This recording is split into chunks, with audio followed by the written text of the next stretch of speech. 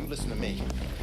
I'm sorry about what happened to you and your folks years ago, but no one in Forest Green wants to be reminded of what that maniac did here. That's why we changed the name. People want to forget this was Crystal Lake. Oh, you bastards! Why are you torturing me like this? Why?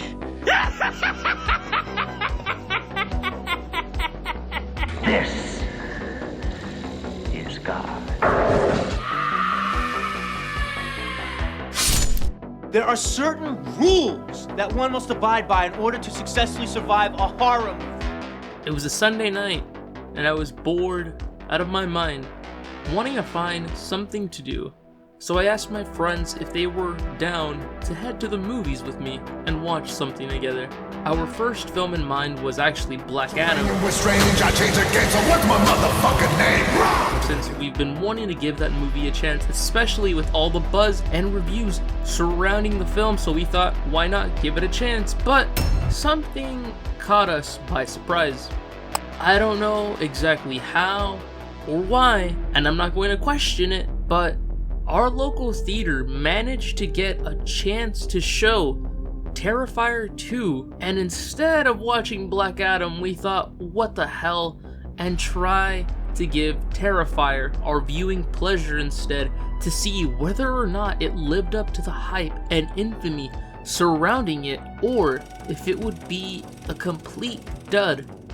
But thankfully, it blew away all of my expectations. In today's video, we discuss Terrifier 2 and why it's going to be helmed as one of the next great cult classics, such as Evil Dead. Warning, slight spoilers will be involved in this video, so if you haven't already seen the movie, I suggest you click off because it's a good movie and I don't want you to get spoiled on it. Once again, I'm your friendly neighborhood host, that guy from...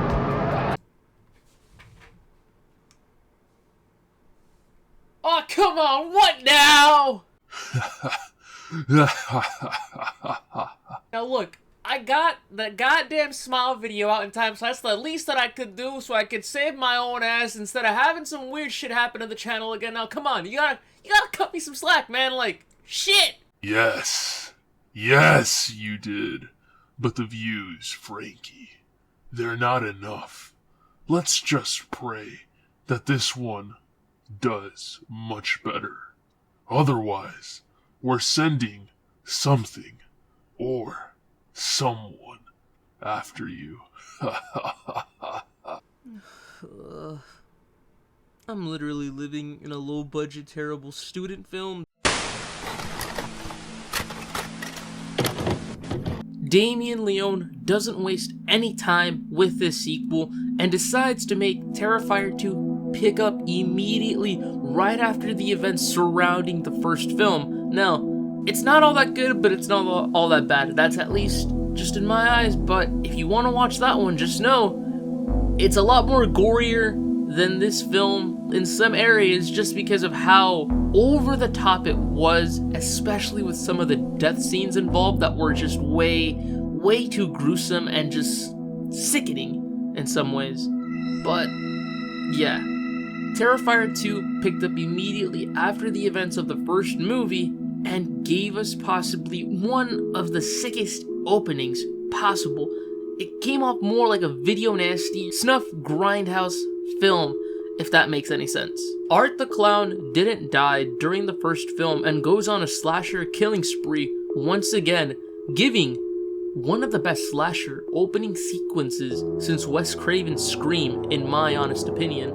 The only thing that truly did suck at the beginning was how long it took for us, the audience, to even get that opening title card, because Terrifier 2 didn't exactly open with that scene. At least in our theater, it played with the longest title cards possible, trailers after trailers. Even after all the trailers ended, it played another one. It just felt like that Family Guy meme where Peter goes to the movies and I was just about to have it until that beautiful slashing sequence started. Damien Leone took an approach for the sequel that made it just 10 times better than the first and give it a much better story. Even though it's simple and small, it was something to actually have and give the film just a little bit of depth and make you want to understand the characters and appreciate the characters rather than just seeing boring characters die and just being there for Art the Clown. That's the one thing I didn't like about the first one as much, and I'm going to be heavily honest. I thought the first one was okay at best. I mean, I love it for Art the Clown, but Terrifier 2's story is just pretty nice. It's a simple slasher story. It's back to basic stuff that most slashers today try to do, but they try to be more elevated, and thankfully, Terrifier 2 just stuck to the slasher roots and knew what it wanted to do, understood what the fans wanted as well, and took that to a crazy extent. This film will have some questionable moments and some plot holes as well, but everything plays out just fine.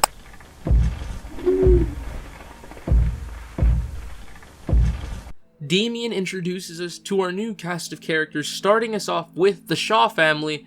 We're first introduced to final girl material written all over her, that being Sienna Shaw, who has to be one of my favorite characters throughout the film, and it's not just because she's a total D&D nerd, but, you know, a cosplayer. So I respect Queen, I respect the game. That cosplay looked badass and amazing. We then get to meet her younger brother, Jonathan, who is a weird but troubled child.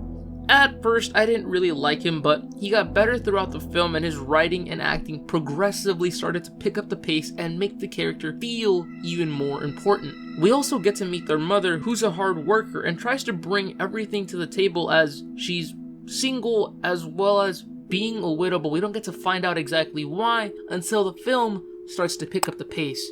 The Shaw family are essentially the main integral part of the cast of characters that are somehow tied to Art the Clown, as Damien did something completely new with his slasher killer. Art is now some supernatural being or entity, but more so a demon. After the ending of the first film, he somehow miraculously survived, but here it adds more to his mythos by having some weird abilities similar to Freddy Krueger invading dreams and making them believe he was there when really he wasn't.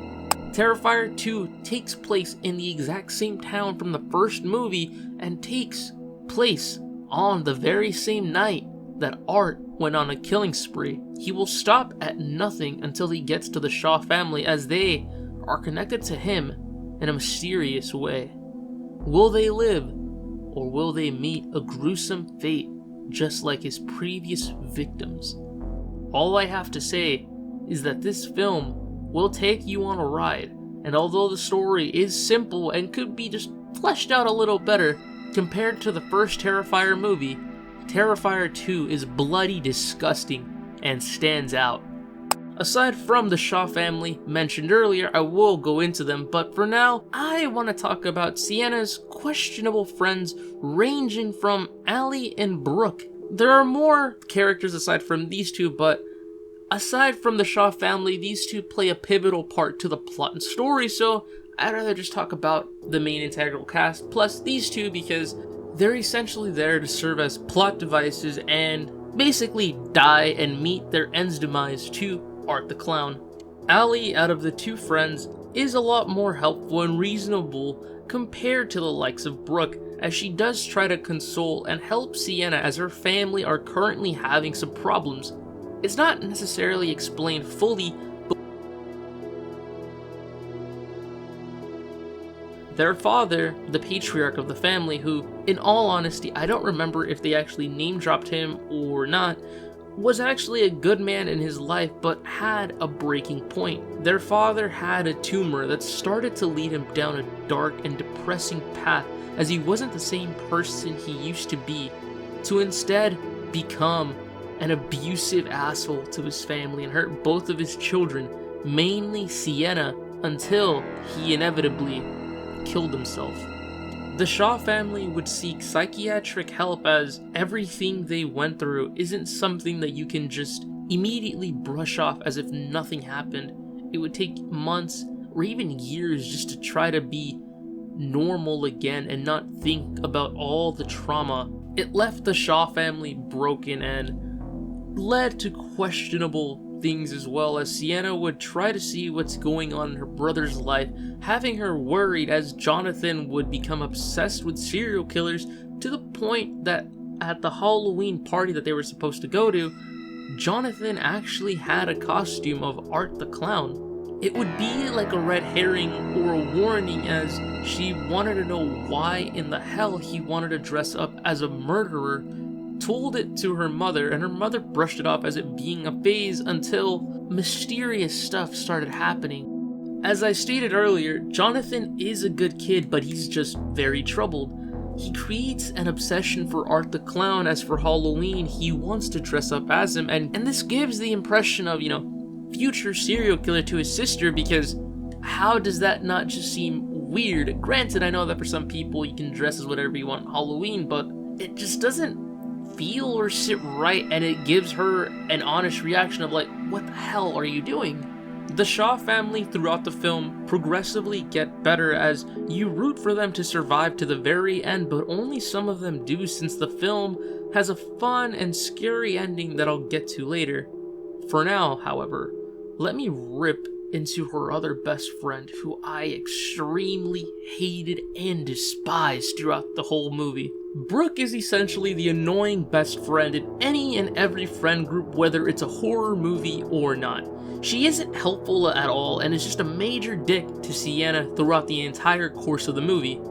During a scene with the two together at a party, Sienna decides to drink some alcohol, and Brooke, being Brooke, thinks it'd be cool to spike her friend's drink with Molly, getting her super fucked up and high to the point that Sienna would start seeing some shit thanks to somehow being connected to Art the Clown. Sienna would later freak out over it because how can you not, your best friend just spiked it, and Brooke would essentially just be like, why are you mad at me? I'm just trying to help you out, when in reality, no, you're being a complete douchebag and you could have killed your friend right then and there, and you don't want to take responsibility for your own action. I hated you throughout the goddamn movie. You did a fine job at making me hate you, but I hate your goddamn character. When I mentioned that Damien Leone took a much more different approach with this sequel, he didn't just do something different with the story and just add plenty of new survivors and victims. He instead added more supernatural elements as well, but something that just caught everyone's eyes and could possibly lead to just more mythos being added to Art the Clown's story. Another villain was added who basically looked exactly like Art the Clown, and is titled or credited as the Pale Girl. After watching the movie and seeing some interviews, Damien had mentioned her as being Art's guide, as she leads him to our main characters to try and stop them from stopping his killing spree. She also has abilities like Art the Clown, but only appears to both Jonathan and Sienna, instead of the other characters involved in this project. The Pale Girl was interesting, and I wanted to see more scenes of her because, aside from her just being Art the Clown's guide in the movie, she does serve a purpose to him, and I like that they don't really explore it too much, because I feel like giving us too much would just not exactly spoil, but not give it a good mystique to it, if that makes any sense. As for the main villain, the main maestro of this movie, David Howard Thornton reprised his role of Art the Clown, and like my favorite horror podcast channel on YouTube, who you should definitely check out and support, and if you live in the Arizona area, somewhere up in Chandler, you better visit their shop over at Terrifier to support them. This is what I gotta say as well. I agreed with both Jay and Jason that David killed it this time around as Art the Clown. It's not that he wasn't bad in the first movie, because David Howard Thornton does an amazing job at making Art the Clown such a fun but creepy and mysterious slasher villain, because he doesn't talk. He's mute like Jason Voorhees and Michael Myers, but his mannerisms and characteristics or facial expressions just seem a little off. Granted, in some areas you can laugh, but when it gets to the horror route, it just sticks to you because it comes off disturbing. Art the Clown is still going to be the mysterious slasher. We're not going to get too much information on him, and I hope we don't, because I want to just keep him the way he is, especially after he's just been confirmed as being a demon. I think that's fine. I don't want more of his mythos explored unless they find a good way to do it without breaking it and breaking that mystique. Because right now, Art the Clown is killing it as a slasher out there. Damien Leone also manages to get cameos from characters involved in the making of the first movie, this being Vicky, the first ever survivor who has multiple scenes that are important to not just Art the Clown's character, but to the story, because although they are just subplots and sub-stories in this larger story of the film, they serve a purpose that you'll later see at the ending of this movie. I don't know how Damien Leone pulled it off, but he somehow manages to get Scream Queen Felissa Rose from Sleepaway Camp to cameo in this film for just a couple of seconds, as well as having Le Champion, the Ayatollah of rock and roller, the Lionheart, Y2J himself, Chris Jericho, baby! And that's pretty much about it when it comes to the cast of characters that this film had to offer. Everyone does their best with all the scenes and the material that they're given, and they all stand out in their own ways.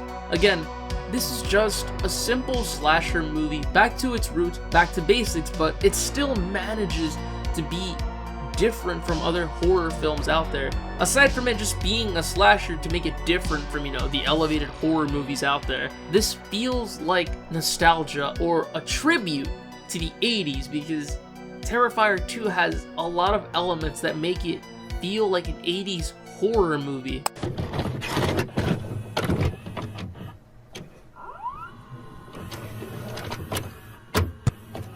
Off the bat, I didn't really expect to love and appreciate this film, as I am still iffy about the first Terrifier movie. I expected it to be like the first one in the sense that it would just be some gore fest with no real story and no plot.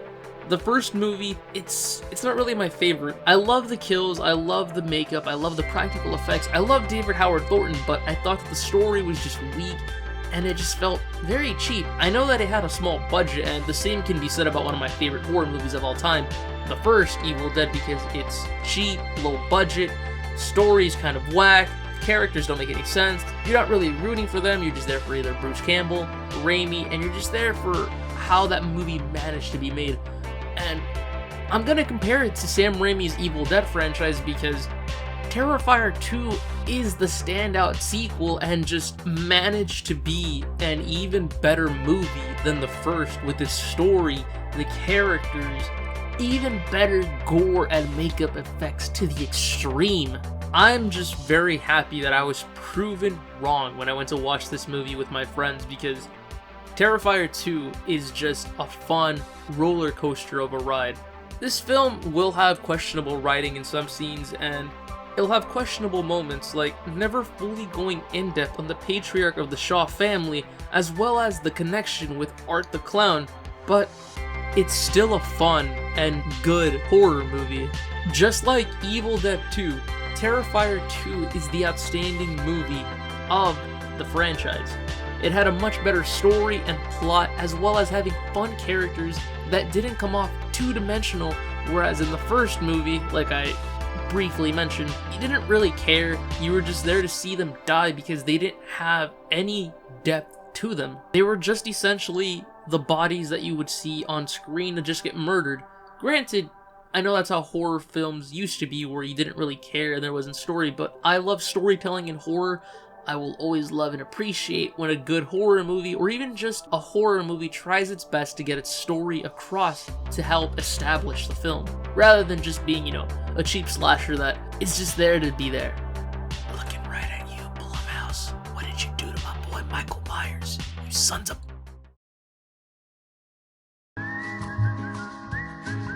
Another thing that Terrifier 2 had going for it was its soundtrack. Comparing this movie's soundtrack to the first soundtrack, it just felt better and fits with the movie even more.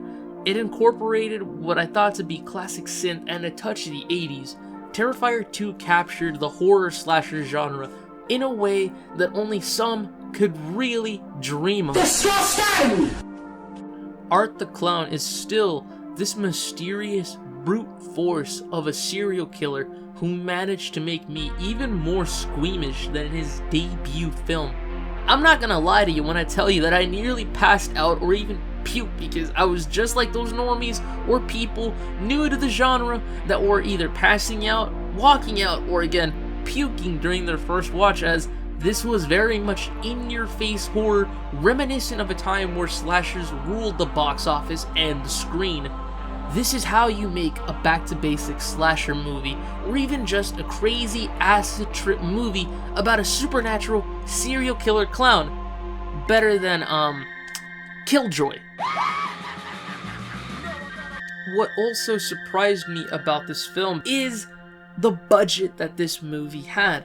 Much like the first movie, this sequel had a small budget of around $250,000. Yet, it somehow made even more than its original budget during its first opening weekend of around $1.5 million.